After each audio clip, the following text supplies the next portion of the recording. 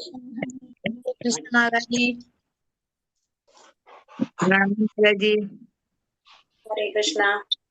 हरे कृष्णा।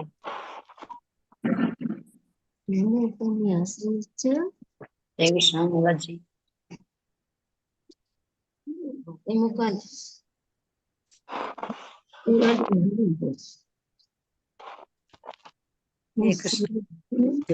എഴുതാൻ പറ്റിയില്ല Mataji. Hare Krishna. Hare Krishna. Hare Krishna. Reena Mataji. Hare Krishna. Thank you Mataji. പ്രണാം. हरे कृष्णा माताजी। ഹരേ हरे കൃഷ്ണ. कृष्णा। പഠിച്ചോ? हरे कृष्णा माताजी। हरे कृष्णा. हरे कृष्णा. ओम नमो भगवते वासुदेवाय। ओम नमो भगवते वासुदेवाय। ओम नमो भगवते वासुदेवाय। ओम अज्ञानतिमिरान्धस्य ज्ञानाञ्जनाशलाकया चक्षुरुन्मीलितं येन तस्मै श्रीगुरवे नमः। नमो विष्णुपादाय कृष्णप्रेष्ठाय भूतले श्रीमते भक्तिवेदान्त स्वामिनिति नामिने। नमस्ते सारस्वते देवे गौरवाणी प्रचारिणे निर्विशेष शून्यवादी पाश्चात्यदेशधारिणे। जय श्री कृष्ण चैतन्य प्रभु नित्यानंद श्री अद्वैत गदाधर श्रीवासादि गौर भक्त वृंद। हरे कृष्ण कृष्ण कृष्ण हरे हरे हरे राम राम राम हरे हरे। हरे कृष्ण. ശ്രീ ശ്രീ രാധാ ഗോവിന്ദ് ടെമ്പിൾ ഇസ്കോൺ മാംഗ്ലൂരിന്റെ ഭഗവത്ഗീത ക്ലാസ്സിലേക്ക് എല്ലാവർക്കും സ്വാഗതം. ഹരേ കൃഷ്ണ. കുറച്ചൊന്ന് ലേറ്റ് ആയിട്ടൊന്ന് അവിടെ ഇന്നത്തെ ക്ലാസ് ഒന്ന് കംപ്ലീറ്റ് ചെയ്യായിരുന്നു. അതുകൊണ്ടാണ് അവർക്ക് ഇനി എക്സാം ആണ്. അപ്പൊ ജസ്റ്റ് ഒന്ന് പറഞ്ഞു കൊടുക്കേണ്ടി വന്നാണ് കേട്ടോ. ഹരേ കൃഷ്ണ. എല്ലാവരും ക്ഷമിക്കാം. എന്നെ ക്ഷമിക്കാൻ പറയുന്ന മാതാജി, ഇതൊക്കെ എന്റെ ഭാഗമില്ലേ? അല്ല, എന്നാലും നമ്മള് എല്ലാവരും സമയം അല്ല, അതുകൊണ്ട് നമ്മള് ഗീത വായിക്കുമല്ലായിരുന്നു, ഓരോ പദ്യങ്ങൾ വായിക്കുമല്ലായിരുന്നു, അത് പഠിക്കാമല്ലോ. എല്ലാവരുടെ സമയത്തിന് വിലയില്ല നമ്മളുടെ. കാരണം ഓരോ കാര്യങ്ങൾ മാറ്റി വെച്ചിട്ടാണ് നമ്മൾ ഇതിൽ വന്നിരിക്കുന്നുണ്ടാവും എല്ലാവരും. അതൊന്നും ഇല്ല മാതാജി, അതുമില്ല മാതാജി. അങ്ങനെ മാതാജി ഇല്ല. അങ്ങനെ മാതാജി ഞങ്ങളോട് ക്ഷമ ചോദിക്കുകയേ ചെയ്യരുത്. ഹരേ കൃഷ്ണ. ഞങ്ങൾക്കും ബുദ്ധിമുട്ടുണ്ടാകും. ഹരേ കൃഷ്ണ. ഞങ്ങൾക്കും പ്രയാസം. ശരി ശരി ശരി, സമ്മതിച്ചു. അപ്പൊ ഓക്കെ. അപ്പൊ നമ്മളിന്ന് 7ാമത്തെ അധ്യായം, ആദ്യത്തെ 6 അധ്യായം കഴിഞ്ഞു. എല്ലാവരും നന്നായിട്ട് പഠിച്ചു, പരീക്ഷയൊക്കെ എഴുതി. ഇപ്പൊ എന്തൊക്കെ നമുക്ക് മനസ്സിലായിട്ടുണ്ട്. ഇനി 7ാമത്തെ അധ്യായം. 7ാമത്തെ തൊട്ടുള്ളത് ഏത് ഭാഗമാണ്? ഏത് ഭാഗ? അതെനിക്ക് മനസ്സിലായി. ജ്ഞാനയോഗാണ്. അതല്ല ചോദിച്ചത്. 1 മുതൽ 6 വരെ 7 മുതൽ 12 വരെ ഉള്ളത്. രണ്ടാമത്തത് ഭക്തിയോഗം. ആദ്യത്തെ ഭാഗം പഠിച്ചപ്പോ കർമ്മയോഗത്തിൽ ഇരുന്ന പോലെയല്ല നമ്മൾ ഇരിക്കണം. രണ്ടാമത്തെ ഭാഗത്തിൽ ഇരിക്കുമ്പോ ഭക്തിയോടിരിക്കണം നമ്മള്. അപ്പോഴാണ് നമുക്ക് മനസ്സിലാക്കാനായിട്ട് കുറച്ചും കൂടി സാധിക്കുക. നമ്മൾ എന്തുണ്ടാക്കണം? ഭക്തി ഉണ്ടാക്കണം നമ്മളിൽ. ഭക്തി എങ്ങനെ വരും നമുക്ക്?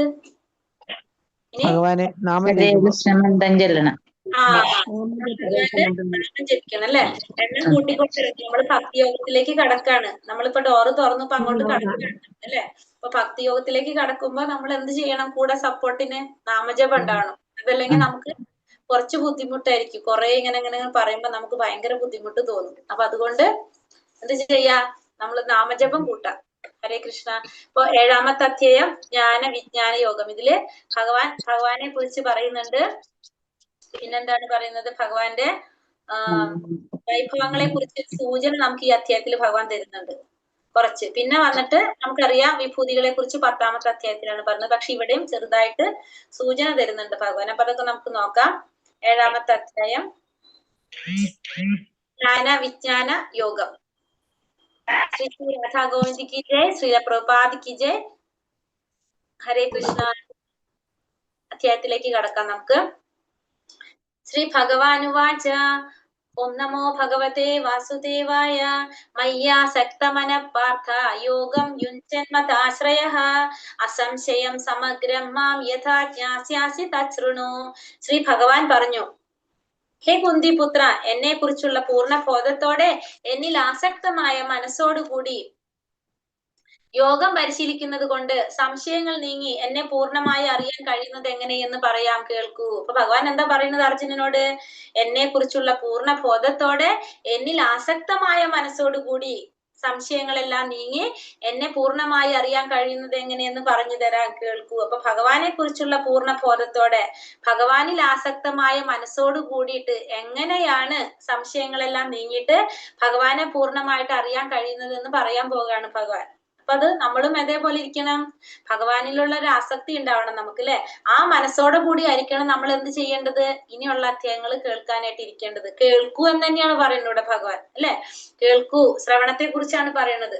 ആ കേൾക്കാൻ അപ്പൊ നമ്മളും എന്ത് ചെയ്യണം, അതേ മനസ്സോടുകൂടി, ഭഗവാനിൽ ആസക്തമായ മനസ്സോടുകൂടി ആയിരിക്കണം ഇനി ഉള്ള അധ്യായങ്ങൾ കേൾക്കാനായിട്ട് ഇരിക്കേണ്ടത്. കാരണം ഈ ഭക്തിയോഗം നമുക്കറിയാം സെന്ററിലാണ് വെച്ചിരിക്കുന്നത്. എന്തുകൊണ്ടാണ്? അത്ര വിശേഷപ്പെട്ടതായതുകൊണ്ടാണ് ഭക്തിയോഗം ഭഗവാൻ നമ്മള് ഭഗവത്ഗീതയിലെ സെന്ററിൽ കൊണ്ട് വെച്ചിരിക്കുന്നത്. കർമ്മയോഗത്തിന്റെയും ലാസ്റ്റത്തെ ജ്ഞാനയോഗത്തിന്റെ സെന്ററിലാണ് എന്തിരിക്കുന്നത്, ഭക്തിയോഗം. അതിനൊരു ഉദാഹരണം പറയുന്നുണ്ട്, അല്ലെ? സാൻഡ്വിച്ച്, 2 ബ്രെഡിന്റെ സെന്ററിലാണ് എന്തിരിക്കുന്നത്, ആ ടേസ്റ്റ് ഉള്ള ഒരു ഭാഗം ഇരിക്കുന്നത്. അതേപോലെ തന്നെയാണ് അത്രയും രുചികരമായിട്ടുള്ള ഒരു ഭാഗമാണ് എന്ത്, ഭക്തിയോഗം. അപ്പൊ ഭഗവാനിൽ ആസക്തമായ മനസ്സോടുകൂടി ആയിരിക്കണം നമ്മൾ എന്ത് ചെയ്യേണ്ടത്, ഇത് മനസ്സിലാക്കാനായിട്ട് ഇരിക്കേണ്ടത്. അപ്പൊ ഉറക്കത്തിലുള്ളവരൊക്കെ എഴുന്നേറ്റല്ലോ, നമുക്ക് തുടങ്ങാം. ഹരേ കൃഷ്ണ. ഇപ്പൊ എന്താ പറഞ്ഞത്, കൃഷ്ണനിൽ മനസ്സ് സ്ഥിരമായി ഊന്നുന്നത് കൊണ്ടേ പരമസത്യം എന്തെന്ന് പൂർണ്ണമായി അറിയാനായിട്ട് കഴിയുള്ളൂ. അപ്പൊ നമുക്ക് പരമസത്യത്തെ കുറിച്ച് അറിയണമെങ്കിൽ എന്ത് വേണം, നമ്മുടെ മനസ്സ് ആരിലായിരിക്കണം, ഭഗവാനിലായിരിക്കണം. ഭഗവാനിൽ സ്ഥിരമായിട്ട് മനസ്സ് ഊന്നിക്കഴിഞ്ഞാൽ മാത്രമേ നമുക്ക് പരമസത്യത്തെ കുറിച്ച് അറിയാനായിട്ട് സാധിക്കുന്നുള്ളൂ. കൃഷ്ണനിൽ സർവ്വ വിഭൂതികളും തികഞ്ഞിട്ടുണ്ട്. എല്ലാ വിഭൂതികളും ആരിലുണ്ട്, ഭഗവാനിലുണ്ട്. പൂർണ്ണവും ശാസ്ത്രാനുസൃതമായ ജ്ഞാനം ഭഗവാനാണ്.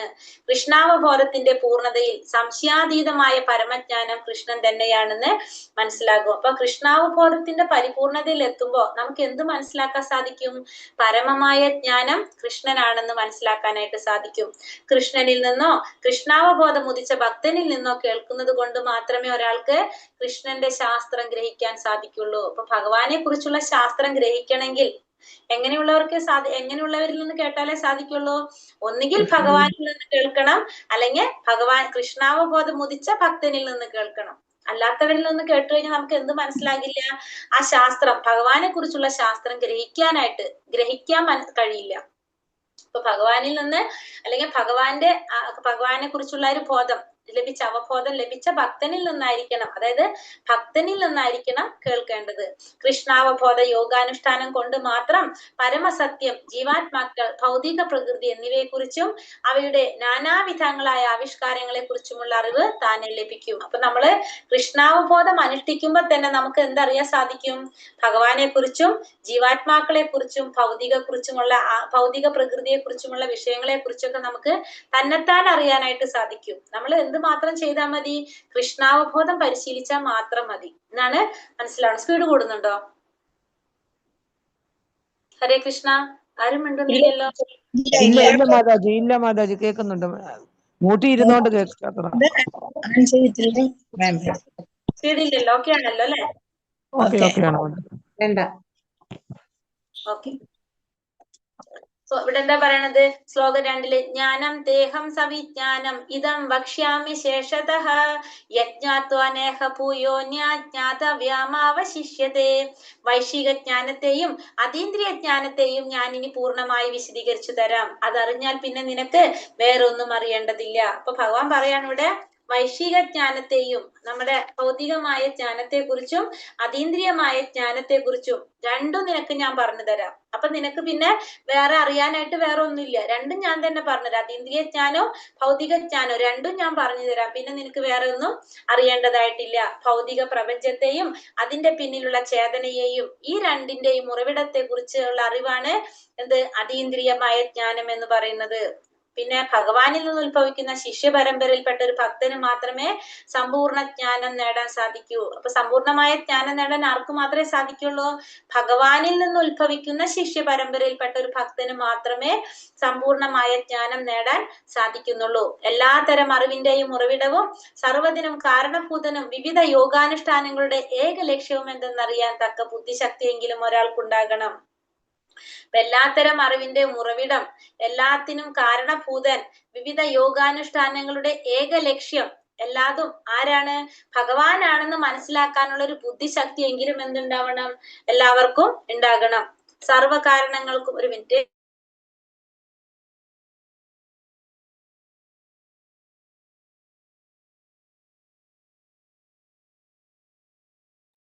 കേൾക്കുന്നില്ല മാതാജി. ഹരേ കൃഷ്ണ മാതാജി. സർവ്വകാരണങ്ങൾക്കും കാരണം എന്തെന്നറിഞ്ഞാൽ അറിയേണ്ടതെല്ലാം അറിഞ്ഞു കഴിഞ്ഞു, പിന്നെ അറിയാനൊന്നും ബാക്കിയില്ല. അപ്പൊ സർവ്വകാരണങ്ങൾക്കും കാരണം അത് ആരാണെന്ന് നമുക്ക് മനസ്സിലാക്കി കഴിഞ്ഞാൽ നമ്മൾ അറിയേണ്ടതെല്ലാം അറിഞ്ഞു കഴിഞ്ഞു, പിന്നെ നമുക്ക് എന്ത് ബാക്കിയില്ല, വേറെ അറിയാനൊന്നും ഇല്ല എന്നുള്ളത് എന്തിൽ പറയുന്നുണ്ട്? മുണ്ടകോപനിഷത്ത് ഒന്നാമത്തില് 3-ാമത്തെ ശ്ലോകത്തിൽ പറയുന്നുണ്ട്. മുണ്ടകോപനിഷത്തിൽ പറയുന്നുണ്ട് എല്ലാത്തിനും കാരണം ആരാണെന്ന് മനസ്സിലാക്കി കഴിഞ്ഞാൽ എല്ലാം അറിഞ്ഞു കഴിഞ്ഞു, പിന്നെ നമുക്ക് അറിയാനായിട്ട് വേറെ ഒന്നും ബാക്കിയില്ല.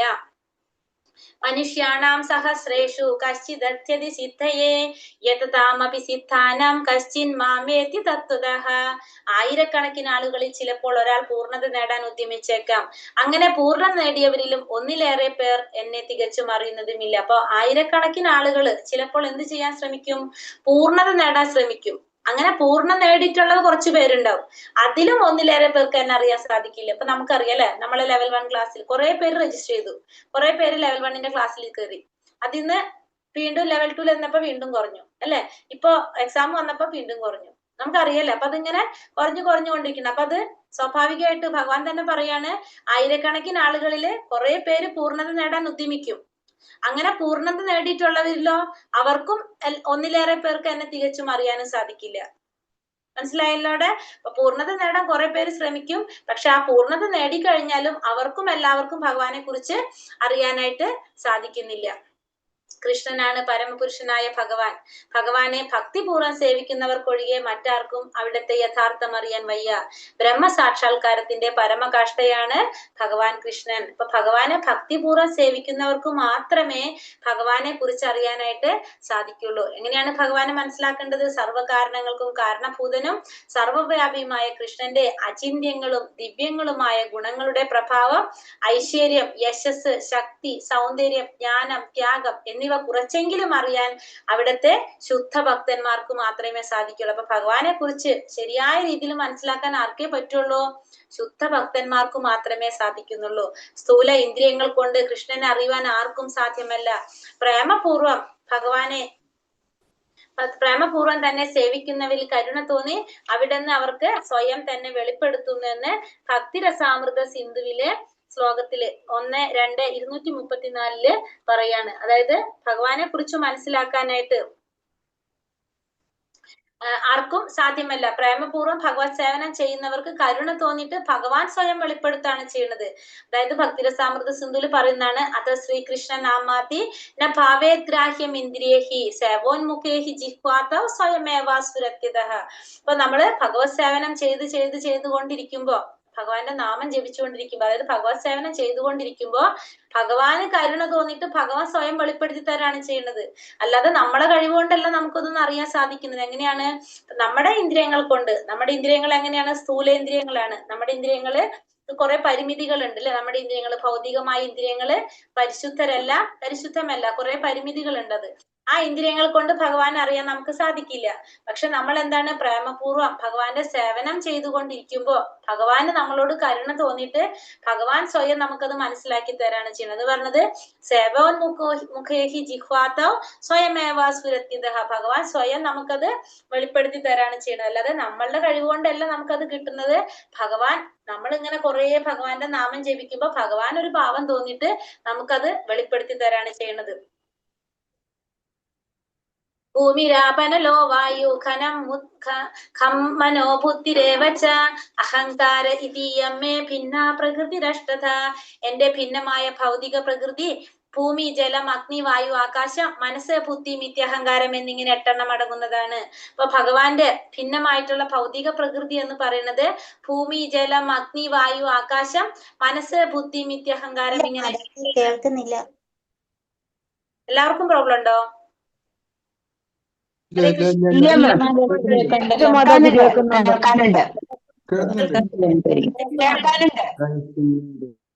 നെറ്റ് പ്രോബ്ലം ആണെന്ന് നോക്ക്. വീഡിയോ ഓൺ ആണെങ്കിൽ ഓഫ് ചെയ്ത് വെച്ചോളൂ മാതാജി. ഭൂമിരാപനലോ വായു ഖം മനോ ബുദ്ധിരേവച അഹങ്കാര ഇതീയമ്മേ ഭിന്ന പ്രകൃതിരഷ്ടത. എന്റെ ഭിന്നമായ പ്രകൃതി. ഇനി ഭഗവാൻ എന്താ പറയുന്നത്? ഭഗവാന്റെ ഭൗതിക പ്രകൃതിയെ കുറിച്ച് പറയാണ്. എന്താണ് ഭൗതിക പ്രകൃതിയെ കുറിച്ച് പറയാണ് അല്ലെ. ഭൗതിക പ്രകൃതി എന്ന് പറയുന്നത് എന്താണ്? ഭൂമി, ജലം, അഗ്നി, വായു, ആകാശം, മനസ്സ്, ബുദ്ധി, മിഥ്യാഹങ്കാരം. ഈ 8 അടങ്ങിയതാണ് എന്ത്? ഭിന്നമായിട്ടുള്ള ഭൗതിക പ്രകൃതി എന്ന് പറയുന്നത്. പ്രപഞ്ചത്തിന്റെ സൃഷ്ടിക്ക് വേണ്ടി കൃഷ്ണന്റെ പൂർണ്ണ രൂപവിസ്തരണം 3 വിഷ്ണു രൂപങ്ങള് കൈക്കൊള്ളുന്നു. അപ്പൊ നമുക്കറിയാം ഈ ഭൗതിക പ്രകൃതിയെ നിയന്ത്രിക്കുന്നത് ആരാണ്? ഭഗവാന്റെ തന്നെ പുരുഷാവതാരങ്ങളായിട്ടുള്ള വിഷ്ണുമൂർത്തികളാണ് ചെയ്യുന്നത് ഈ ഭൗതിക പ്രപഞ്ചത്തെ നിയന്ത്രിക്കുന്നത്. ഈ പ്രപഞ്ചത്തിന്റെ സൃഷ്ടിക്ക് വേണ്ടിയിട്ട് ഭഗവാൻ അപ്പൊ എന്ത് ചെയ്യാണ്? പൂർണ്ണ രൂപവിസ്തരങ്ങളായിട്ടുള്ള 3 വിഷ്ണുമൂർത്തികളായിട്ട് രൂപം കൊള്ളും. ആദ്യത്തേതാണ് മഹാവിഷ്ണു, മഹത്വത്വം എന്ന് പറയുന്ന ആ പ്രപഞ്ചത്തെ സൃഷ്ടിക്കുന്നതാണ് ആര്? മഹാവിഷ്ണു, അതായത് കാരണോദകശായി വിഷ്ണു. രണ്ടാമത്തേതാണ് ഓരോ പ്രപഞ്ചത്തിനും വൈവിധ്യം നൽകിക്കൊണ്ട് അവയിലെല്ലാം ഉൾപോകുന്ന ഗർഭോദകശായി വിഷ്ണുവാണ് രണ്ടാമത്തേതായിട്ടുള്ളത്. അതാണ് ഏതാണ്? ഫസ്റ്റത്തെ കാരണോദകശായി വിഷ്ണു, രണ്ടാമത്തത് ഗർഭോദകശായി വിഷ്ണു, മൂന്നാമത്തേതാണ് ക്ഷീരോദകശായി വിഷ്ണു.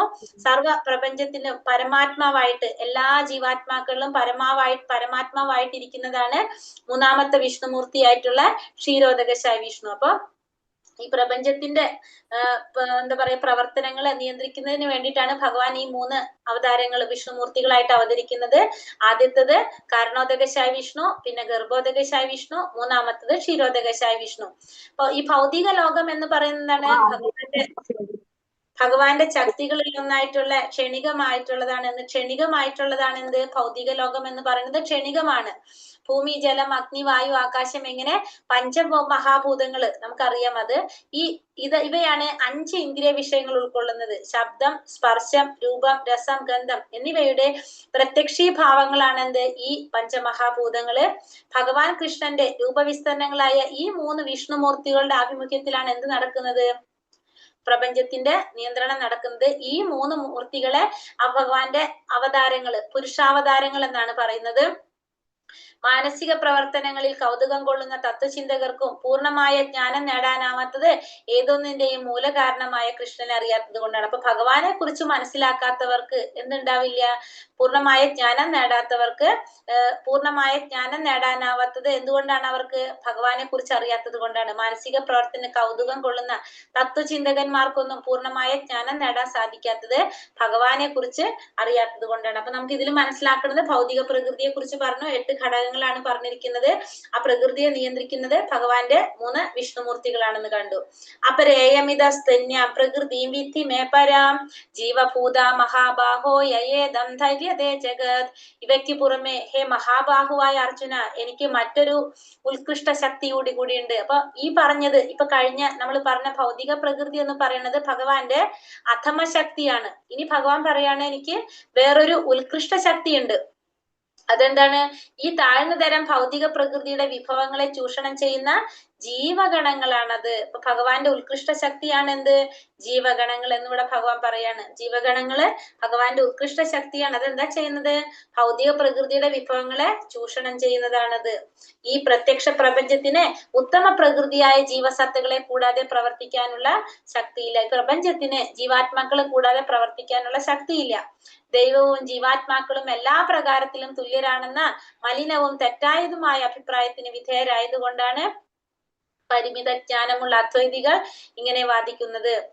ദൈവവും ജീവാത്മാക്കളും എല്ലാ പ്രകാരത്തിലും തുല്യരാണെന്ന് തെറ്റായ ഒരു അഭിപ്രായത്തിന് വിധേയരായത് കൊണ്ടാണ് എന്താണ് അദ്വൈതികള് ഇങ്ങനെ പറയുന്നത്. ജീവസത്തകൾ അവിടേക്ക് അധീനരും ഗുണം കൊണ്ട് ഭഗവാനിനോട് തുല്യരായതിനാൽ അവർ കൃഷ്ണന്റെ ഉത്കൃഷ്ട ശക്തിയാകുന്നു. അപ്പൊ എന്തുകൊണ്ടാണ് ജീവാത്മാക്കൾ ഉത്കൃഷ്ട ശക്തി എന്ന് പറയാൻ കാരണം? ജീവാത്മാക്കള് ഭഗവാന് ഗുണത്തിന് തുല്യരാണ്, അളവിലാണ് വ്യത്യാസം. അതുകൊണ്ടാണ് ജീവാത്മാക്കളെ ഭഗവാന്റെ ഉത്കൃഷ്ട ശക്തി എന്ന് പറയുന്നത്. അപ്പൊ അതിനൊരു ഉദാഹരണം, ഒരു കടലിലെ വെള്ളം നമ്മൾ ഒരു ബക്കറ്റിൽ വെള്ളം എടുത്തു, കടലിൽ വെള്ളമുണ്ട്, ഒരു ബക്കറ്റിലും വെള്ളം എടുത്തിട്ടുണ്ട്. ആ കടലിലെ വെള്ളത്തിന് എന്ത് രസം ഉണ്ടാകും? ആ കടലിലെ വെള്ളത്തിന്റെ രസം എന്താണ്? ഉപ്പാണ് അല്ലെ? ആ ബക്കറ്റിലെ വെള്ളത്തിന്റെ രസം എന്തായിരിക്കും? ആ രണ്ടും എങ്ങനെയാണ്? അപ്പൊ പോലെയാണ്, രണ്ടിലും രസമാണ്. പക്ഷെ അളവ് എങ്ങനെയാണത്? കടലിലെ വെള്ളം എന്ന് വെച്ചാൽ കുറെ ഉണ്ട്, ബക്കറ്റിലെ വെള്ളം കുറച്ചുള്ളൂ. അപ്പൊ അതാണ് ജീവാത്മാവും ഭഗവാനും തമ്മിൽ പറയുമ്പോ, അതായത് ഗുണത്തില് രണ്ടും എങ്ങനെയാണ്? തുല്യമായിരിക്കും, പക്ഷെ അളവിൽ എങ്ങനെയാണ്? വ്യത്യാസമാണ്. ഭഗവാന് ഗുണത്തില് തുല്യരാണ്, പക്ഷെ അളവില് വ്യത്യാസമാണ്. അതുകൊണ്ട് ജീവാത്മാക്കളെ ഭഗവാന്റെ ഉത്കൃഷ്ട ശക്തി എന്ന് പറഞ്ഞു, കാരണം ഗുണത്തില് തുല്യരായതുകൊണ്ട്.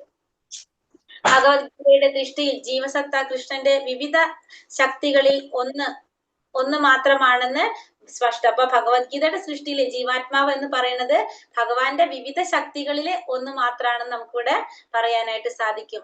ഏതത്വനീനി ഭൂതാനി സർവാണി ത്യുപധാരയ അഹം കൃഷ്ണസ്യ ജഗതാ പ്രഭവ പ്രളയസ്തഥാ. സൃഷ്ടിയിലെ എല്ലാറ്റിന്റെയും ഉറവിടം ഈ രണ്ട് ശക്തികളാണ്. അപ്പോ ഈ സൃഷ്ടിയുടെ എല്ലാറ്റിന്റെയും ഉറവിടം ഈ രണ്ട് ശക്തികളാണ്. ഏതാണ്? അധമശക്തിയും ഉത്കൃഷ്ട ശക്തിയും. ആധ്യാത്മികവും ഭൗതികമായി ഇവിടെയുള്ള എല്ലാറ്റിന്റെയും ഉത്ഭവവും വിനാശവും ഞാൻ തന്നെ എന്ന് നിശ്ചയമായും അറിയുക. അപ്പൊ ആധ്യാത്മികമായിട്ടും ഭൗതികമായിട്ടുള്ള എല്ലാറ്റിന്റെയും ഉത്ഭവവും നാശവും വിനാശവും ആര് തന്നെയാണ്? എല്ലാം ഭഗവാനിൽ നിന്ന് ഉത്ഭവിക്കുന്നതാണ്, എല്ലാം ഭഗവാൻ തന്നെയാണ് സംഹരിക്കുന്നതെന്ന് നിശ്ചയമായിട്ടും മനസ്സിലാക്കേണ്ടതാണ്. ബാല്യത്തിൽ നിന്ന് യൗവനത്തിലേക്കുള്ള ശരീരത്തിന്റെ പരിണാമം സാധ്യമാകുന്നത് ഉത്കൃഷ്ട ശക്തിയായ ആത്മാവിന്റെ സാന്നിധ്യം കൊണ്ടാണ്. അപ്പോ നമ്മളെ ഈ ശരീരത്തില് ആത്മാവിന്റെ സാന്നിധ്യം ഉള്ളത് കൊണ്ടാണ് നമുക്ക് എന്ത് സംഭവിക്കുന്നത്? ആ ശരീരത്തിന് മാറ്റങ്ങൾ സംഭവിക്കുന്നത്. ബാല്യത്തിൽ നിന്ന് യൗവനത്തിലേക്ക് വന്നു, കൗമാരത്തിലേക്ക് വന്നു, എന്താ പറയാ, പിന്നെ വാർദ്ധക്യത്തിലേക്കൊക്കെ പോകുന്ന എന്താണ്? ആ ശരീരത്തിൽ എന്തുള്ളത് കൊണ്ടാണ്? ആ ജീവാത്മാവ് ഉള്ളത് കൊണ്ടാണ്, അല്ലെ? ജീവാത്മാവ് ഇല്ലെങ്കിൽ ആ ശരീരത്തിന് മാറ്റങ്ങൾ സംഭവിക്കുന്നുണ്ടോ? ഉണ്ടോ?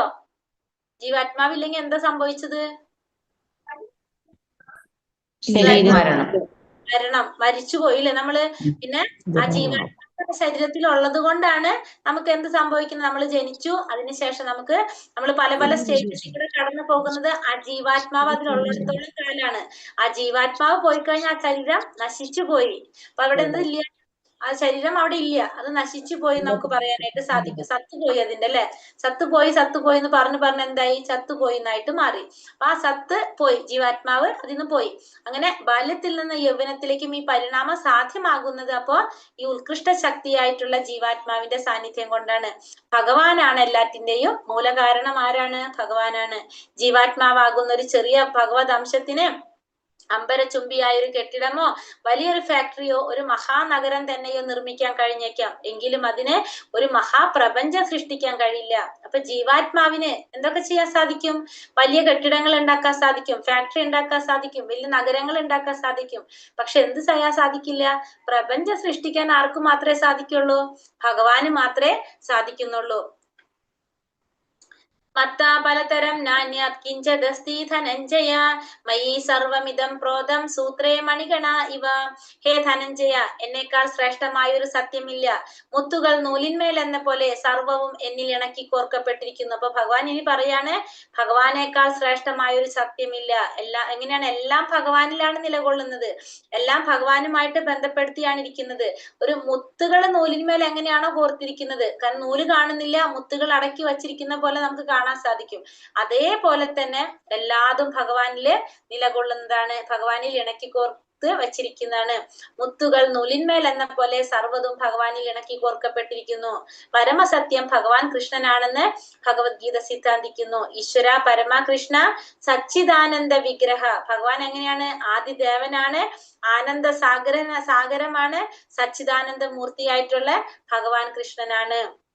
ഒരു ആദ്യത്തെ ജീവാത്മാവ് ആരാണ്? ബ്രഹ്മാവ്. ആ ബ്രഹ്മാവ് ദേവന്മാരിലും മനുഷ്യരിലും മൃഗങ്ങളിലും വെച്ച് ഏറ്റവും ശ്രേഷ്ഠനാണ് ആര്? ആദ്യത്തെ ജീവാത്മാവായിട്ടുള്ള ആരാണ്? ആദ്യത്തെ ജീവാത്മാവ് ബ്രഹ്മാവ്.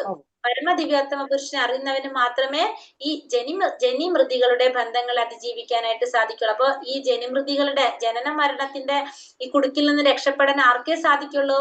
ഭഗവാനെ കുറിച്ച് മനസ്സിലാക്കുന്നവർ. ഭഗവാൻ ആരാണ്? സച്ചിദാനന്ദനാണ്, ആനന്ദ സാഗരമാണ്, ആദിദേവനാണ്. അങ്ങനെ ഭഗവാനെ മനസ്സിലാക്കുന്നവർക്ക് മാത്രമാണ്, പരമസത്യമാണ് ഭഗവാൻ എന്ന് മനസ്സിലാക്കുന്നവർക്ക് മാത്രമേ ഈ ജനിമൃതികളുടെ ബന്ധങ്ങളെ അതിജീവിക്കാനായിട്ട്, ഈ ഭൗതിക ബന്ധനത്തിൽ നിന്ന് മോചനം നേടാനായിട്ട് സാധിക്കുന്നുള്ളൂ. രസോഹമപ്സു കൗന്ദേയ പ്രഭാസ്മി ശശി സൂര്യയോഹോ പ്രണവ സർവവേദേഷു ശബ്ദഖേ പൗരുഷം നൃഷു. ഇനി ഭഗവാന്റെ കുറച്ച് വൈഭവങ്ങളെ കുറിച്ച് പറഞ്ഞുതരാണ് ഇവിടെ. കാരണം ഇപ്പൊ കഴിഞ്ഞിലിപ്പോ പറഞ്ഞില്ലേ, ഭഗവാനെ കുറിച്ച് മനസ്സിലാക്കുന്നവർക്ക് മാത്രമേ ഈ ഭൗതിക ലോകത്തിൽ നിന്ന് മോചനം നേടാൻ സാധിക്കുള്ളൂ. അപ്പൊ ഭഗവാൻ പറയാണ് എന്താണ്? കുന്തിപുത്ര, ജലത്തിലെ രസം, സൂര്യചന്ദ്രന്മാരിലെ പ്രകാശം, വേദമന്ത്രങ്ങളിലെ പ്രണവം, ആകാശത്തിലെ ശബ്ദം, പുരുഷന്റെ പൗരുഷം ഒക്കെ ഞാനാകുന്നു. അപ്പൊ ഭഗവാൻ പറയാണ് ജലത്തിലെ രസം ഞാനാണ്, സൂര്യചന്ദ്രന്മാരുടെ പ്രകാശം ഞാനാണ്, വേദമന്ത്രങ്ങളിലെ പ്രണവം ഞാനാണ്, ആകാശത്തിലെ ശബ്ദവും പുരുഷന്റെ പൗരുഷവും എല്ലാം ഞാനാണ് എന്ന് ഭഗവാൻ ഇവിടെ പറയാണ്. അതായത് ഭഗവാന്റെ വൈഭവങ്ങളെ കുറിച്ച് ചെറിയൊരു സൂചന നമുക്കിവിടെ തരാണ്. കാരണം കഴിഞ്ഞ ശ്ലോകത്തിൽ ഭഗവാൻ പറഞ്ഞതാണ് ഭഗവാനെ കുറിച്ച് മനസ്സിലാക്കുന്നവർക്ക് മാത്രമാണ് ഈ ഭൗതിക ലോകത്തിൽ, അതായത് ജനിമൃതികളുടെ ബന്ധനത്തിൽ നിന്ന് കടക്കാൻ സാധിക്കുള്ളൂ. അപ്പൊ ഭഗവാൻ ജസ്റ്റ് കുറച്ച് കാര്യങ്ങൾ സൂചന നമുക്ക് തരാണ് ഇവിടെ.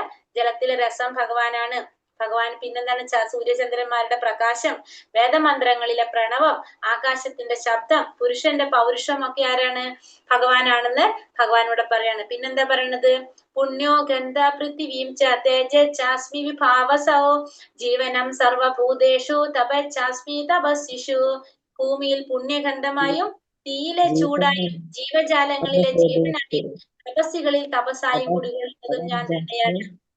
അപ്പോ ഭൂമിയില് പുണ്യഗന്ധമായിട്ട് ഞാനാണ്, തീയിലെ ചൂട് ഞാനാണ്, ജീവജാലങ്ങളിലെ ജീവനും ഞാനാണ്, തപസ്സികളിലെ തപസ്സായിട്ടിരിക്കുന്നതും ആര് തന്നെയാണ്?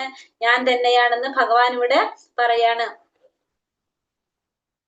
മാലിന്യം തീണ്ടാത്ത മൗലികമായ സർവഭൂത വ്യാപ്തമായ ഗന്ധമാണ് കൃഷ്ണൻ എന്ന് പറയുന്നത്. പിന്നെ ഭൂമി, ജലം മുതലായ എല്ലാ ക്രിയാത്മക തത്വങ്ങളും ധാതുവർഗങ്ങളും സർവഭൗതിക മൂലകങ്ങളും കൃഷ്ണനിൽ നിന്നുള്ളവാകുന്നുവെന്ന് കൃഷ്ണാവബോധം ഉദിക്കുമ്പോൾ നമുക്ക് തന്നെത്താനെ മനസ്സിലാക്കാൻ സാധിക്കും. അപ്പൊ എല്ലാ ഭൗതിക മൂലകങ്ങളും കൃഷ്ണനിൽ നിന്നാണ് ഉളവാകുന്നതെന്ന് നമുക്ക് കൃഷ്ണാവബോധം ഉദിക്കുമ്പോൾ നമുക്ക് തന്നെ മനസ്സിലാക്കാനായിട്ട് സാധിക്കും. ബീജമാം സർവഭൂതാനാം വിധി പാർത്ഥ സനാതനം ബുദ്ധിർ ബുദ്ധിമതാമസ്മി തേജസ്തേജസിനാമഹം. കുന്തിപുത്ര, സർവ ജീവജാലങ്ങളുടെയും ആദി ബീജം ഞാനാണെന്ന് നീ അറിയണം. ബുദ്ധിമാന്മാരുടെ ബുദ്ധിയും ശക്തിയും തേജസ്വികളുടെ തേജസ്സും ഞാൻ തന്നെ. അപ്പൊ പറയാണ് സർവ ജീവജാലങ്ങളുടെയും ആദി ബീജം ആരാണ്? ഭഗവാനാണെന്ന് ഭഗവാനോട് പറയാണ്. ഭഗവാനാണ് സർവ ജീവജാലങ്ങൾക്കും ആദ്യം ബീജം പ്രദാനം ചെയ്തത്.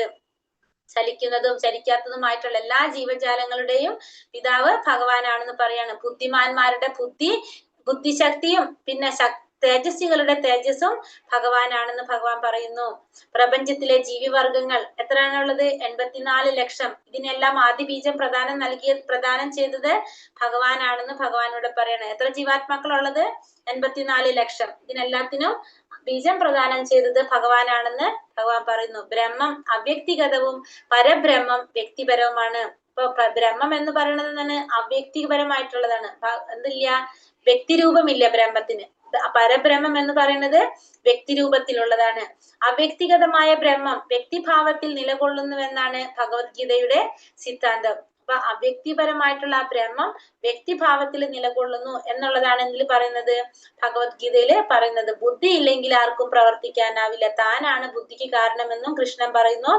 ബുദ്ധിഹീനർക്ക് എന്ത് സാധിക്കില്ല? ഭഗവാനെ കുറിച്ച് അറിയാനായിട്ട് ഒരിക്കലും സാധിക്കില്ല. ബലം ബലവതാം ചാഹം കാമരാഗാവിവർജിതം ധർമാവിരുദ്ധ ഭൂതേഷു കാമോസ്മി ഭരതർഷഭ. അല്ലയോ ഭരതർഷഭ, ഞാനാണ് ബലവാന്മാരുടെ കാമരാഗ വിവർജിതമായ ബലം, ധർമ്മവിരുദ്ധമല്ലാത്ത ലൈംഗിക ജീവിതവും ഞാൻ തന്നെ. അപ്പൊ പറയാണ് ഭരതർഷഭ, അർജുനനെ വിളിക്കാണ്. ഭരതകുലത്തിൽ പിറന്നവനാണ്, അതുകൊണ്ട് ഭരതർഷഭ എന്ന് പറയാണ്. ഇവിടെ എന്താണ് പറയുന്നത്?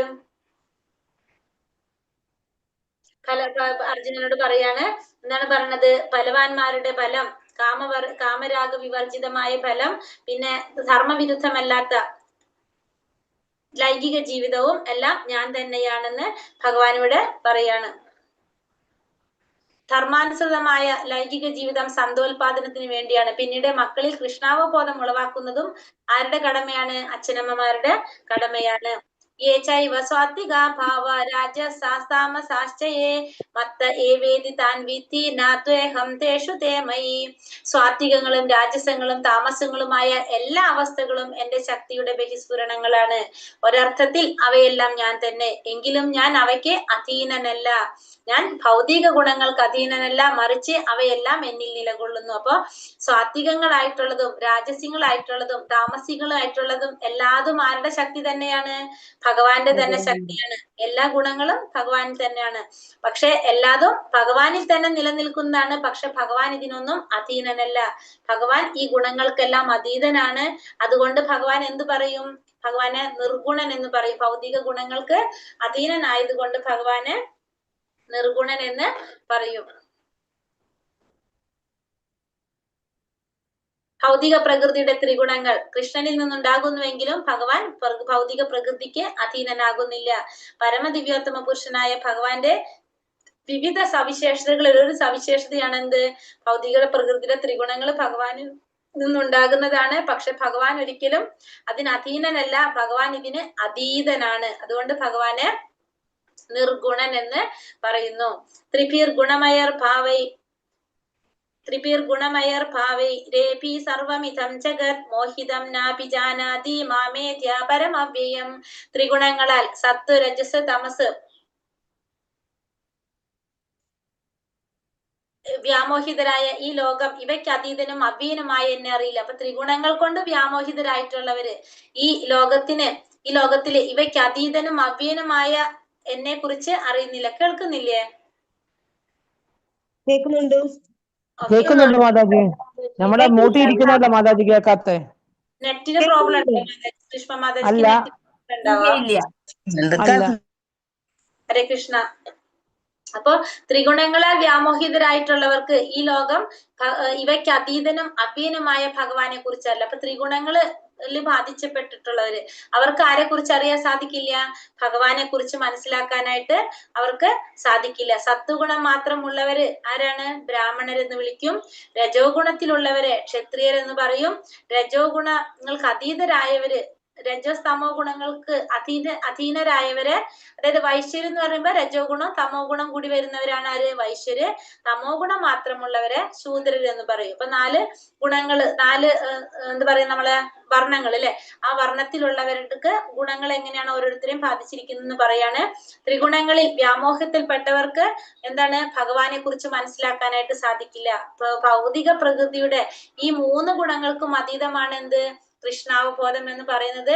ഈ 3 ഗുണങ്ങൾക്കും അതീതമായിട്ടുള്ളതാണ് കൃഷ്ണാവബോധം. ദേവി ഹേഷ്യ ഗുണമയി മമ മായാതുരത്യയ മാമേവായേ പ്രപദ്യന്തേ മായാമേധാം തരന്തിതേ. 3 പ്രകൃതി ഗുണങ്ങൾ അടങ്ങിയ എന്റെ ദിവ്യശക്തി അതിജീവിക്കുക അത്ര എളുപ്പമല്ല. എന്നാൽ എനിക്കായി സ്വയം സമർപ്പിക്കുന്നവർക്ക് അത് നിഷ്പ്രയാസം സാധിക്കും. അപ്പൊ ഭഗവാന്റെ ഈ ഭൗതിക പ്രകൃതിയുടെ ഗുണങ്ങൾ അടങ്ങിയിട്ടുള്ള ദിവ്യശക്തിയെ അതിജീവിക്കുക എന്ന് പറയുന്നത് അത്ര എളുപ്പത്തിൽ സാധിക്കുന്നതല്ല. പക്ഷെ ഭഗവാന് സ്വയം സമർപ്പിച്ചവർക്ക് അതെന്ത് ചെയ്യാൻ സാധിക്കും? അത് എളുപ്പത്തിൽ സാധിക്കും.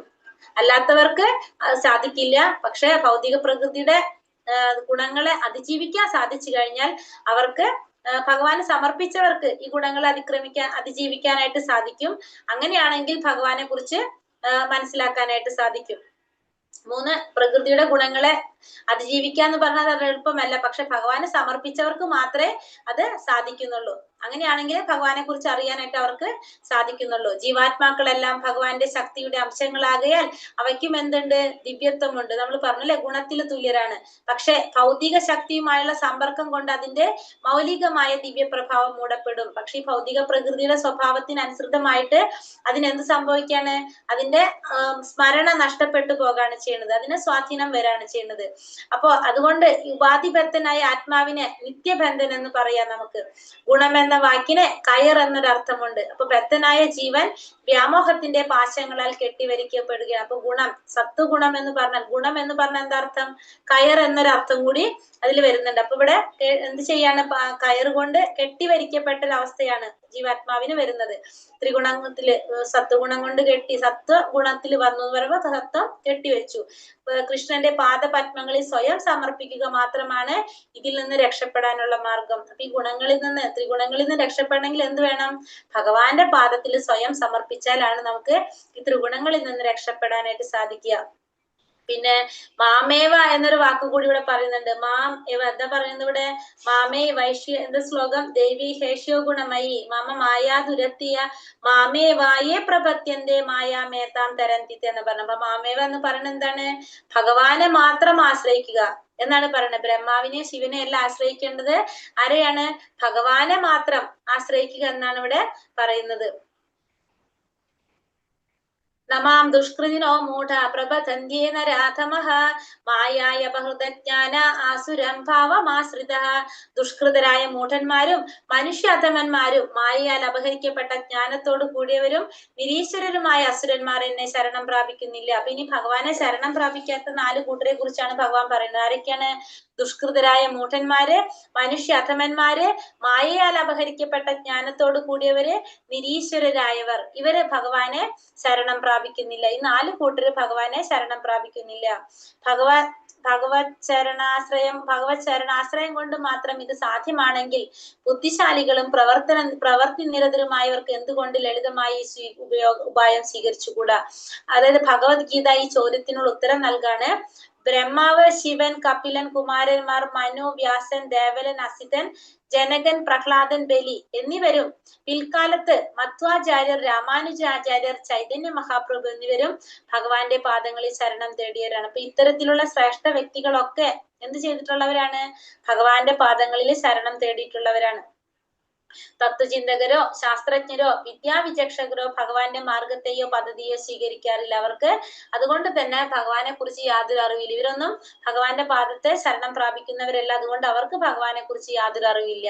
തന്നെക്കാൾ ഉന്നതനായ പ്രമാണികൻ ഇല്ലെന്നും താനാണ് പരമസത്യമെന്നും ഭഗവാൻ ഭഗവത്ഗീതയിലൂടെ വ്യക്തമാക്കി തരുന്നുണ്ട്. ഭഗവാൻ വ്യക്തമായിട്ട് പറയുന്നുണ്ട്, ഭഗവാനേക്കാൾ എന്താ പറയാ ഉന്നതനായിട്ടുള്ള ഒരു പ്രാമാണികൻ ഇല്ല, താനാണ് പരമമായ സത്യം പറയുന്നുണ്ട് അല്ലെ. ഭഗവാൻ പരമസത്യമാണ് എന്നാണ് പറയുന്നത്. അപ്പൊ അതുകൊണ്ട് ഭഗവാനേക്കാൾ ഉന്നതനായിട്ടുള്ളൊരു പ്രാമാണികൻ ഇല്ല എന്ന് ഭഗവാൻ പറയുന്നുണ്ട്. ഭാഗവതത്തിൽ ഫസ്റ്റ് ശ്ലോകത്തിൽ തന്നെ ഭഗവാൻ പറയുന്നുണ്ട്, കുട്ടികളിൽ നിലീനമായ ദിവ്യാവബോധത്തെ ഉണർത്തിയെടുക്കേണ്ട കടമ രക്ഷിതാക്കൾക്കാണ്.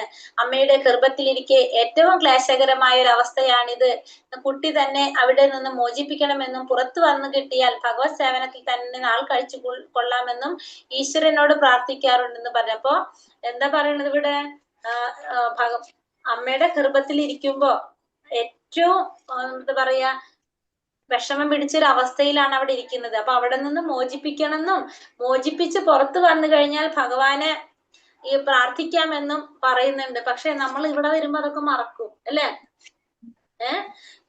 നമ്മളൊക്കെ ഒരു അവസ്ഥയിൽ കഴിഞ്ഞു പോയല്ലോ. അവിടെ എന്താ പറയണത്?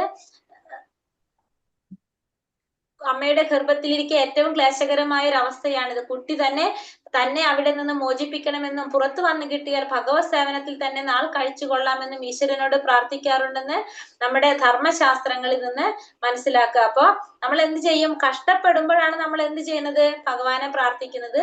നമ്മൾ സർവ്വ ജീവാത്മാക്കളുടെയും ഒരു സഹജമായിട്ടുള്ള ഒരു വാസനയാണ്. പക്ഷെ പുറത്തു വന്നു കഴിയുമ്പോ എന്താണ്? ഈ ഭൗതിക ലോകത്തിലേക്ക് വരുമ്പോ ജനന സമയത്തുള്ള ക്ലേശാനുഭവങ്ങളൊക്കെ നമ്മള് മറന്ന് മോചിപ്പിച്ച ഭഗവാനെയും എല്ലാതും മറന്നു പോകും നമ്മൾ. അപ്പൊ ആ പ്രാർത്ഥന ഒക്കെ നമ്മൾ വിട്ടുപോകും. അപ്പൊ നമ്മൾ എല്ലാവരും പ്രാർത്ഥിക്കുന്ന എന്തായിരുന്നു? പുറത്തേക്ക് വന്നു കഴിഞ്ഞാൽ ഭഗവാനെ സേവനം ചെയ്യാ, ഭഗവാനെ പ്രാർത്ഥിക്കാന്ന് പറയുന്നുണ്ട്. പക്ഷെ പുറത്തേക്ക് വരുമ്പോ നമ്മൾ ഇതൊക്കെ മറന്നു വരാം. കഷ്ടപ്പെടുമ്പോ മാത്രമേ നമ്മൾ ഭഗവാനെ കുറിച്ച് പ്രാർത്ഥിക്കുന്നുള്ളൂ, ഭഗവാനോട്.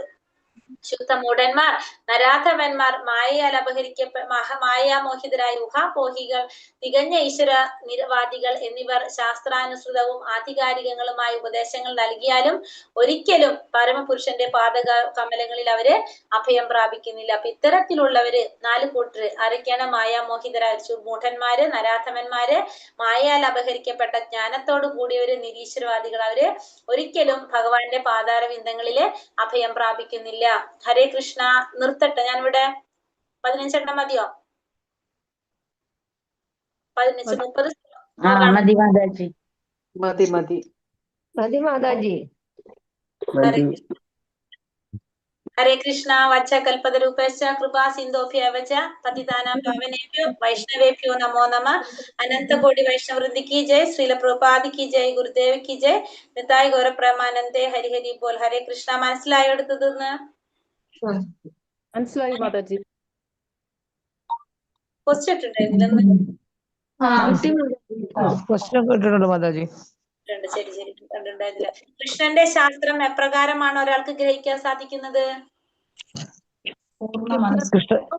കൃഷ്ണന്റെ ഭഗവാനിൽ നിന്ന്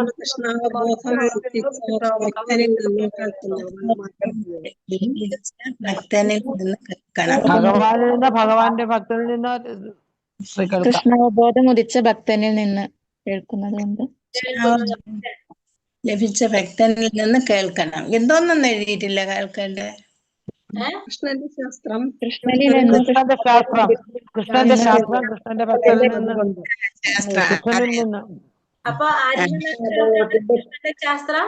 ഒന്നില്ലെങ്കിൽ ഭഗവാനിൽ നിന്ന്, അല്ലെങ്കിൽ ഭഗവാന്റെ ഭക്തന്മാരിൽ നിന്നായിരിക്കും കേൾക്കണം. പ്രകാരമുള്ള ഭക്തന് മാത്രമേ സമ്പൂർണ്ണ ജ്ഞാനം നേടാൻ സാധിക്കുള്ളൂ. ഭഗവാനിൽ നിന്ന് ഉത്ഭവിച്ച ശിഷ്യ പരമ്പരയിൽപ്പെട്ട ഭക്തന് മാത്രമേ സമ്പൂർണ്ണ ജ്ഞാനം നേടാൻ കഴിയുള്ളൂ. അത് എത്രാമത്തെ ശ്ലോകം? ആർക്കാണ് സാധിക്കുന്നത്? കൃഷ്ണനിൽ നിന്നോ കൃഷ്ണാവബോധം ഉദിച്ച ഭക്തനിൽ നിന്നോ കേൾക്കുന്നത് കൊണ്ട് ഒരാൾക്ക് കൃഷ്ണന്റെ ശാസ്ത്രം ഗ്രഹിക്കാനായിട്ട് സാധിക്കുള്ളൂ എന്ന് പറഞ്ഞു. രണ്ടാമത്തത്, എപ്രകാരമുള്ള ഭക്തന് മാത്രമേ സമ്പൂർണ്ണ ജ്ഞാനം നേടാനായിട്ട് സാധിക്കുള്ളൂ എന്ന് ചോദിച്ചത് അല്ലെ? എപ്രകാരമുള്ള ഭക്തനാണ് സമ്പൂർണ്ണ ജ്ഞാനം? ഭഗവാനിൽ നിന്ന് ഉത്ഭവിക്കുന്ന രണ്ടാമത്തെ ശ്ലോകത്തില് ഭഗവാനിൽ നിന്ന് ഉത്ഭവിക്കുന്ന ശിഷ്യ പരമ്പരയിൽപ്പെട്ട ഒരു ഭക്തന് മാത്രമേ സമ്പൂർണ്ണ ജ്ഞാനം നേടാനായിട്ട് സാധിക്കുള്ളൂ. ബ്രഹ്മസാക്ഷാത്കാരത്തിന്റെ പരമകാഷ്ഠ ആരാണ്?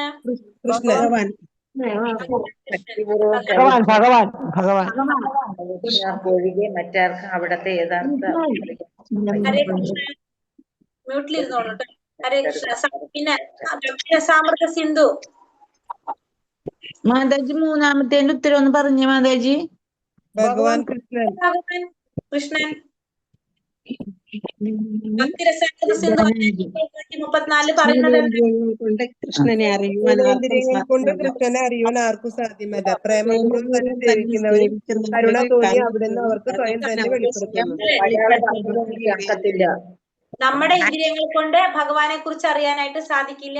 നമ്മൾ എപ്പോഴാണ് പ്രേമപൂർവ്വം ഭക്തിപൂർവ്വം ഭഗവത് സേവനം ചെയ്തുകൊണ്ടിരിക്കുന്നത്, അപ്പൊ നമ്മൾ ചെയ്ത് കാണുമ്പോ ഭഗവാനും കരുണ തോന്നിയിട്ട് ഭഗവാൻ നമുക്ക് സ്വയം വെളിപ്പെടുത്തി തരാണ് ചെയ്യുന്നത് അല്ലെ? അപ്പൊ നമ്മൾ എന്ത് ചെയ്യാ? നമ്മള് ഭഗവാന്റെ നാമം ജപിച്ചിരിക്കുമ്പോ നമുക്ക് ഭഗവാൻ എന്ത് ചെയ്യും? ഭഗവാനെ കുറിച്ചുള്ള സത്യങ്ങള് ഭഗവാൻ നമുക്ക് സ്വയം വെളിപ്പെടുത്തി തരും. ഭഗവാന്റെ ഭിന്നമായ ഭൗതിക പ്രകൃതിയിൽ എന്തെല്ലാം അടങ്ങിയിരിക്കുന്നു?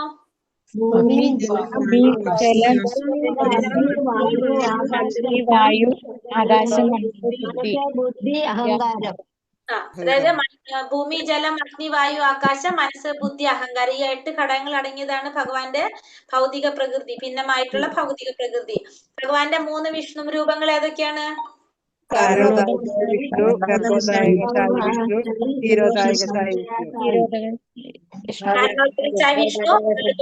വിഷ്ണു, വിഷ്ണു, ഒന്നുകൂടെ പറയോ മാതാജി? ഏഴാമത്തെ ക്വസ്റ്റ്യന്റെ എന്താ പറഞ്ഞു?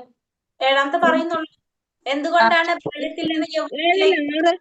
മാതാജി 6 3 വിഷ്ണു മാതാജി അറിയുന്നതല്ല അത്?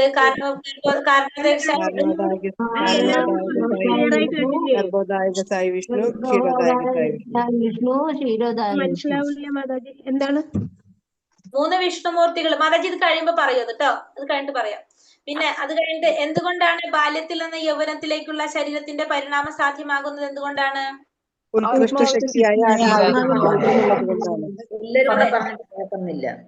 ഒരാൾ മാതാജി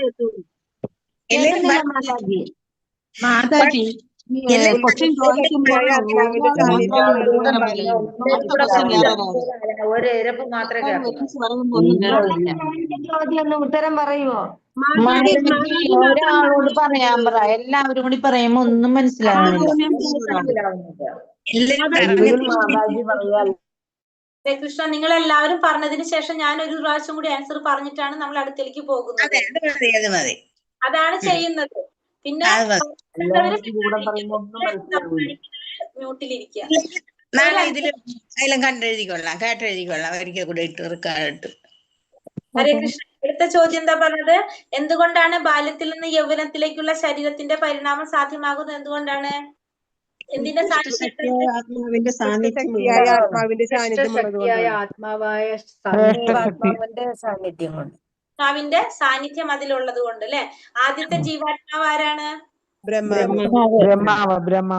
ബ്രഹ്മാവാണ് ആദ്യത്തെ ജീവാത്മാവ്. ഗുണം എന്ന വാക്കിന് അർത്ഥം എന്താണ്? കയറ്. എന്നാണ്. ശ്ലോകം 14 മാമേവ എന്ന പദം കൊണ്ട് അർത്ഥമാക്കുന്നത് എന്താണ്? കൃഷ്ണനെ മാത്രം ഭഗവാനെ മാത്രം ആശ്രയിക്കുക. ഭഗവാനെ മാത്രം ആശ്രയിക്കുക. എങ്ങനെയുള്ളവർ ഭഗവാൻ ഒരിക്കലും ശരണം പ്രാപിക്കുന്നില്ല? ശുദ്ധമൂഢന്മാർ, നരാധമന്മാർ, മായാമോഹിതരായ ഊഹാമോഹികൾ, തികഞ്ഞ നിരീശ്വരവാദികൾ. അതായത് പറഞ്ഞത് ഏതൊക്കെയാണ് പറഞ്ഞത്? മൂഢന്മാര്,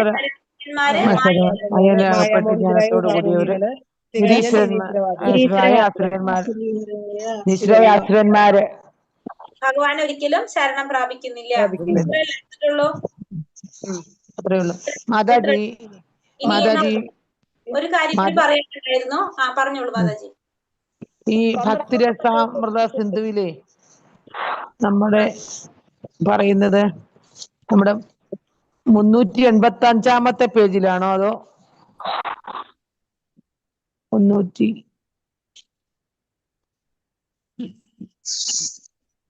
ഈ സ്ഥൂലേന്ദ്രിയങ്ങൾ കൊണ്ട് കൃഷ്ണനെ അറിയുവാൻ ആർക്ക് സാധ്യമല്ല എന്നുള്ളതാണോ? മാതാജി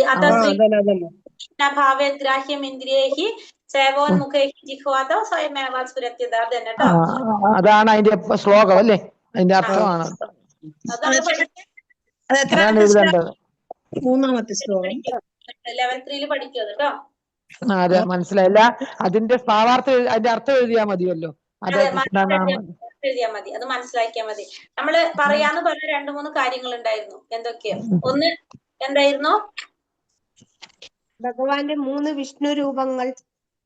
അതല്ല അതിപ്പോ ഞാൻ പറയും. അത് കൂടാതെ നമ്മൾ പറഞ്ഞു ഭഗവാന്റെ അവതാരങ്ങളെ കുറിച്ച് പറഞ്ഞിട്ടുണ്ടായിരുന്നു അല്ലെ? പറഞ്ഞു പുരുഷാരങ്ങൾ. അതങ്ങനെ പറയാൻ പറഞ്ഞു. ഓരോന്നിന്റെ ഇത് പറയാന്ന് പറഞ്ഞു. അതായത് ഭഗവാന് അവതാരങ്ങള് ആകെ 6 അവതാരങ്ങളായിട്ട് കാറ്റഗറി ചെയ്തിരിക്കാം നമ്മള് ഭഗവാന്റെ അവതാരങ്ങള്. പക്ഷെ അത് മാതാജി പറഞ്ഞു തന്നായിരുന്നു കുറച്ച്. മറ്റേ മാതാജി കുറച്ച് പറഞ്ഞു തന്നായിരുന്നു. 6 അവതാരങ്ങളായിട്ട് കാറ്റഗറി ചെയ്തിട്ടുണ്ട്. അപ്പൊ അതിൽ ഒന്നാമത്തത് പുരുഷാവതാരങ്ങൾ നമുക്ക് പറയാം.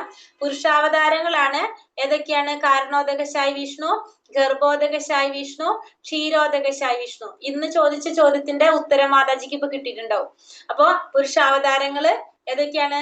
കാരണോദകശായി വിഷ്ണു, ഗർഭോദകശായി വിഷ്ണു, ക്ഷീരോദകശായി വിഷ്ണു. അപ്പൊ ഒരു കാറ്റഗറി ഭഗവാന്റെ പുരുഷാവതാരങ്ങള്. കാരണോദകശായി വിഷ്ണു, ഗർഭോദകശായി വിഷ്ണു, ക്ഷീരോദകശായി വിഷ്ണു. ഇനി രണ്ടാമത്തത് ഭഗവാന്റെ ഏതവതാരാണ്? ലീലാവതാരങ്ങൾ പറയാം. ലീലാവതാരങ്ങൾ എന്ന് പറഞ്ഞാൽ ഭഗവാന്റെ അവതാരങ്ങൾ തിരമാല പോലെയാണ്. അത്രയും അവതാരങ്ങൾ ഭഗവാനുണ്ട്. എന്നാലും നമുക്ക് പറ്റാവുന്ന നമ്മൾ പറയണം. ലീലാവതാരങ്ങൾ എന്ന് പറഞ്ഞാൽ ഓരോ ലീലകൾക്ക് വേണ്ടിയിട്ട് ഭഗവാൻ അവതരിക്കുന്നതാണ് ലീലാവതാരം. അത് ഭാഗവതത്തിൽ തന്നെ 24 അവതാരങ്ങൾ ലീലാവതാരങ്ങൾ പറയുന്നുണ്ട്. അപ്പൊ നമുക്കതില് മത്സ്യം, കൂർമ്മം, വരാഹം എന്ന് പറഞ്ഞിട്ട് ഇങ്ങനെ പരിധി ഇല്ലാതെ പോലെ പോയിക്കൊണ്ടിരിക്കുന്നതാണ് ഭഗവാന്റെ ലീലാവതാരങ്ങൾ. ഓരോ ലീലകൾക്കും വേണ്ടിയിട്ട് എടുക്കുന്ന ഭഗവാന്റെ അവതാരങ്ങൾ. അതാണ് ലീലാവതാരം എന്ന് പറയുന്ന കാറ്റഗറിയിൽ വരുന്നത് കേട്ടോ. അപ്പൊ അതില് ലീലാവതാരത്തില് നരസിംഹം വരും. ആ നരസിംഹ ഭഗവാൻ ഏതിലും വരും? ഈ പറഞ്ഞ മാതാജി ലീലാവതാരത്തില് 10 അവതാരം വരുന്നത് 10 അവതാരാണോ? മാതാജി ലീലാവതാരത്തില് 10 അവതാരമല്ല പറഞ്ഞത്. കവികള് അവർക്ക് ഇഷ്ടമുള്ള 10 എണ്ണം പറഞ്ഞത് കൊണ്ട് നമ്മൾ 10 എന്ന് പറഞ്ഞുള്ളൂ. ശരിക്കും 10 അവതാരമല്ല വരുന്നത് കേട്ടോ. അപ്പൊ നമുക്ക് ഇഷ്ടമുള്ളത് എടുത്ത് പറയുമ്പോ നമ്മൾ മറ്റുള്ളവർ വിചാരിക്കുന്നത് അത്ര ഉള്ളൂ എന്ന് വിചാരിക്കൂ. അത്രയാണ് സംഭവിക്കുന്നത് കേട്ടോ. എന്ന് പറഞ്ഞിട്ട് ഇപ്പൊ ഒന്നുകൂടെ ഉണ്ടെന്ന് പറയുന്നത് ബുദ്ധനും കൂടെ ഭഗവാന്റെ അവതാരമാണെന്ന് പറയുന്നത്. ഭഗവാന്റെ അവതാരമാണ് ബുദ്ധനുണ്ട്, കപിലനുണ്ട്, നാരദ മഹർഷിയുണ്ട്, വ്യാസദേവനുണ്ട്. എല്ലാവരും കണ്ടോ രാവിലെ ഭാഗവതം ക്ലാസ്സിൽ കയറുന്നതിന്റെ ഗുണാണോ പറയുന്നത് ഇരുന്നിട്ട്? സത്യമാണ് മാതാജി. അത് നമുക്കൊന്നും അറിയില്ല, ഒന്നും അറിയത്തില്ല.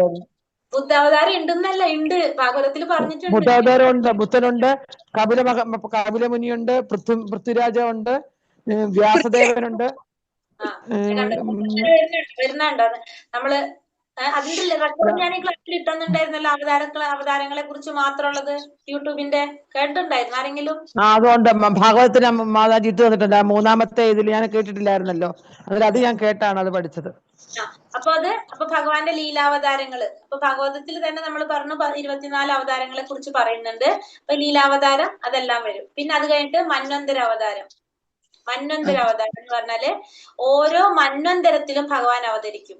അതാണ് മന്വന്തരം പറയുന്നത്. ഇപ്പൊ മന്വന്തരം എന്ന് വെച്ചാല് ഒരു മനുവിന്റെ കാലയളവിനെയാണ് നമ്മള് മന്വന്തരം എന്ന് പറയുന്നത്. ഒരു മനു ജീവിച്ചിരിക്കുന്ന ഒരു പീരീഡ്, അതിനാണ് മന്വന്തരം എന്ന് പറയുന്നത്. അപ്പൊ ഓരോ മനുവിന്റെ സമയത്തും ഭഗവാൻ അവതരിക്കും. അതാണ് മന്വന്തര അവതാരം എന്ന് പറയുന്നത്.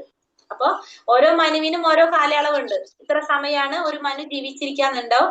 അപ്പൊ ഓരോ മനുക്കളുടെ സമയത്തും ഭഗവാൻ അവതരിക്കും. അപ്പൊ അതിനെ നമ്മൾ എന്ത് പറയും? മന്വന്തരാവതാരം എന്ന് പറയും. ഓരോ മനുവിന്റെ കാലയളവിലും ഭഗവാൻ അവതരിക്കും. അപ്പൊ അതുകൊണ്ടാണ് അതിനെ മന്വന്തരാവതാരം എന്ന് പറയുന്നത്. മന്വന്തരം എന്ന് പറഞ്ഞാൽ എത്ര വർഷമായിട്ട് വരും? 14 മനുക്കൾ. ഇത് 7ാമത്തെ മന്വന്തരാണ് ഇപ്പൊ നടന്നുകൊണ്ടിരിക്കുന്നത്. മനുവിന്റെ 7ാമത്തേത് ഇപ്പൊ നടക്കുന്നത് വൈവസ്വത മനുവിന്റെ കാലഘട്ടം. മന്വന്തരാവതാരങ്ങൾ ഏതൊക്കെയാണെന്നൊന്ന് പറയോ?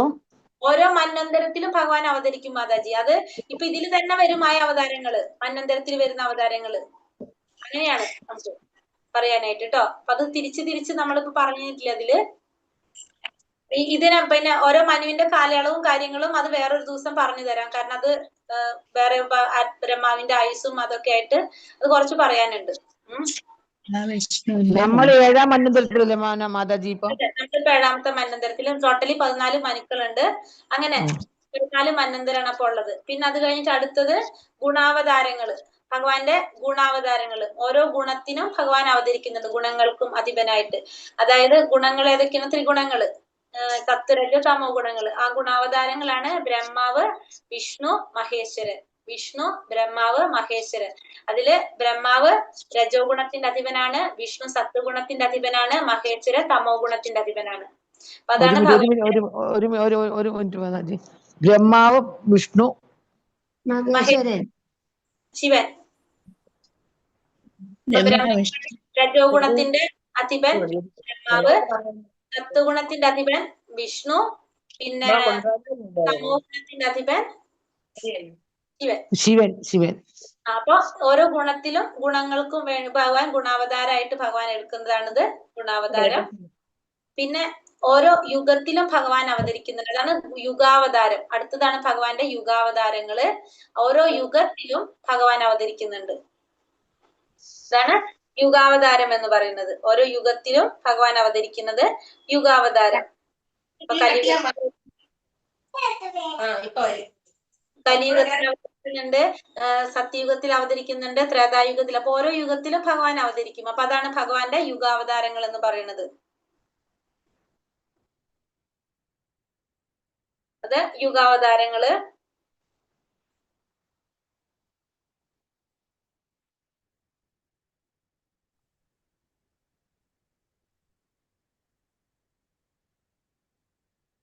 ത്രേതായുഗത്തിൽ രാമനായിട്ട് അവതരിക്കുന്നു. അങ്ങനെ ഭഗവാന്റെ ഓരോ അവതാരങ്ങള് വരുന്നത്, അതാണ് യുഗാവതാരങ്ങള്.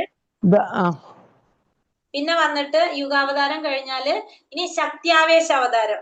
ഭഗവാന്റെ ശക്തി, ഭഗവാന്റെ കുറച്ച് ശക്തി ഒരാളിലേക്ക് കൊടുത്തിട്ട് അങ്ങനെ അവതരിക്കുന്നതാണ് ശക്തിയാവേശ അവതാരം.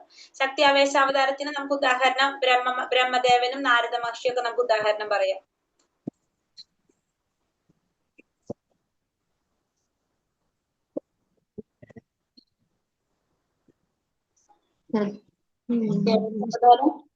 ശക്തി കൊടുത്തല്ലേ? ഭഗവാന്റെ ശക്തി മറ്റുള്ളവർക്ക് കൊടുത്തു.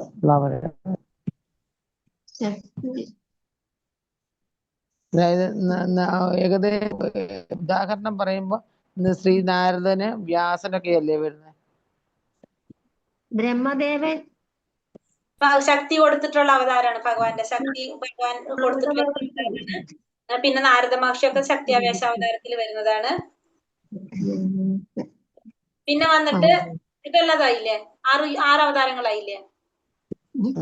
6 അവതാരം. ഇതാണ് ഭഗവാന്റെ 6 തരത്തിലുള്ള അവതാരങ്ങൾ പറഞ്ഞപ്പോ പുരുഷാവതാരം വന്നു, ലീലാവതാരങ്ങള്, മന്വന്തര അവതാരങ്ങൾ. ഓരോ മന്വന്തരത്തിലും ഭഗവാൻ അവതരിക്കുന്നതാണ് മനുക്കളായിട്ട്. ഓരോ മനുവിന് പേരുകളുണ്ട്, പല ഓരോരുത്തർക്കും 14 മനുക്കളുണ്ട്, 14 മനുക്കൾക്ക് പേരുകളുണ്ട്. അപ്പൊ ഭഗവാൻ അതിൽ ഒരെണ്ണം നമ്മൾ പറയുന്നുണ്ട് അല്ലെ, വൈവസ്വത മനു അല്ലേ പറയുന്നുണ്ട്. പിന്നെ അത് കഴിഞ്ഞിട്ട് ഗുണാവതാരം വരുന്നുണ്ട്, പിന്നെ യുഗാവതാരം വരുന്നുണ്ട്, ശക്തി ആവേശ അവതാരം. അപ്പൊ അങ്ങനെയാണ് 6 അവതാരങ്ങൾ കാറ്റഗറി ചെയ്തിരിക്കുന്നത്. ഇതിൽ ഓരോന്നിലും വരുന്നത് നമുക്കറിയാം. ഇനി വന്നിട്ട് ഇനി നമ്മൾ ഏതാ പറയാനുണ്ടായിരുന്നത്? പിന്നെ ഏതാ പറഞ്ഞിട്ട് 3 കാര്യങ്ങൾ എനിക്ക് ഓർമ്മയുണ്ട്. ഏതൊക്കെയാണെന്ന് ഓർമ്മയില്ല. ഒരെണ്ണം എനിക്ക് മനസ്സിലായി, മറ്റേ പഞ്ചയജ്ഞങ്ങൾ അല്ലെ, ആണോ പറയണ്ടായിരുന്ന? പഞ്ചയജ്ഞങ്ങൾ പഞ്ചമഹായജ്ഞങ്ങൾ അല്ലെ പറയാന്ന് പറഞ്ഞത്? അതേപ്പറ്റി പറയാൻ പറഞ്ഞു. പഞ്ചമഹായജ്ഞങ്ങള് ഇപ്പൊ നമ്മൾ ബ്രഹ്മയജ്ഞം, മനുഷ്യയജ്ഞം, ദേവയജ്ഞം അതല്ലേ? അതെ, യജ്ഞം അതായത് ഫസ്റ്റത്തെ ബ്രഹ്മയജ്ഞം, ഫസ്റ്റ് പഞ്ചമഹായജ്ഞങ്ങള് 3-ാമത്തെ അധ്യായത്തിലാണ് വരുന്നത് തോന്നുന്നത്.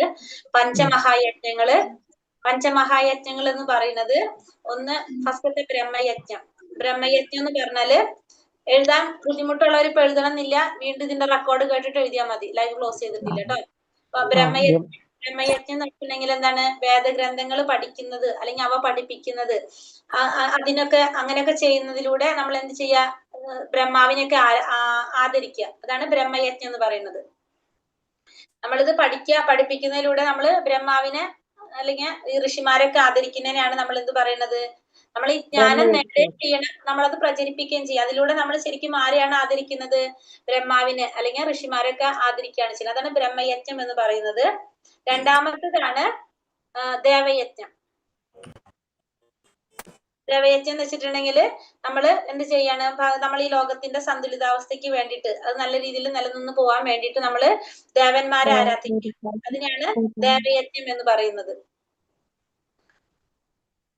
മൂന്നാമത്തത് പിതൃയജ്ഞം. പിതൃയജ്ഞം എന്ന് വെച്ചിട്ടുണ്ടെങ്കിൽ പൂർവികന്മാർക്ക് വേണ്ടിയിട്ട് നമ്മൾ ഈ തർപ്പണം ചെയ്യുക, ശ്രാദ്ധം ചെയ്യുക, അങ്ങനെയൊക്കെ ചെയ്തിട്ട് ചെയ്യില്ല, അർപ്പിക്കില്ല, ആദരവ് കാണിക്കുന്നത്.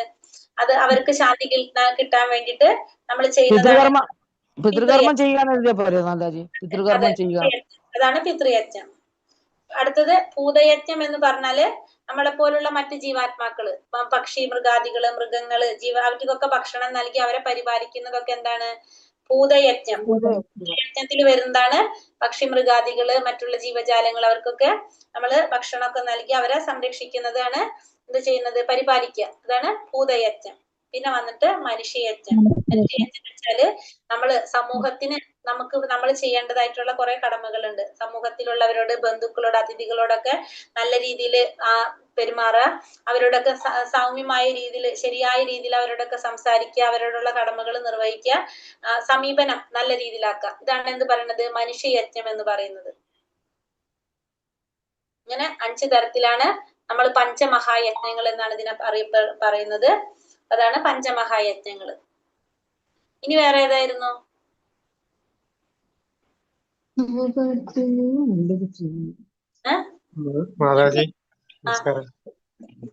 പറഞ്ഞോളൂ പ്രഭു. അതായത് ഇതില് നമ്മള് ഭഗവാന്റെ 8 ഗുണങ്ങളില്ലേ? ഭഗവാൻ 8 ഗുണങ്ങൾ. ഭഗവാൻ 8 അല്ല 64 ഗുണങ്ങളാണ് ടോട്ടലുള്ളത് ഭഗവാൻ. മിഥ്യാഹങ്കാരം എന്ന് പറഞ്ഞാൽ ഒന്ന് വിശദീകരിക്കുമോ? ഏതിലാ പറഞ്ഞിരിക്കുന്നത്? 4-ാം ശ്ലോകത്തിൽ പറഞ്ഞ ഭിന്നമായ ഭൗതിക പ്രകൃതി, ഭൂമി, ജലാഗ്നി, വായു, ആകാശം, മനസ്സ്, ബുദ്ധി, മിഥ്യാഹങ്കാരല്ലേ? മിഥ്യാഹങ്കാരം എന്ന് വെച്ചത് അതല്ല പ്രഭു. ഹരേ കൃഷ്ണ. ഒരു മിനിറ്റ്, ഇത് കഴിഞ്ഞു. നമ്മള് വേറെ എന്തെങ്കിലും ഉണ്ടോ ഇനി ഇവിടെ? ഇത് 2 എണ്ണല്ലേ ഉണ്ടായുള്ളൂ, വേറെ 3 എണ്ണമാണ് എന്റെ ഒരു ഓർമ്മ. എനിക്ക്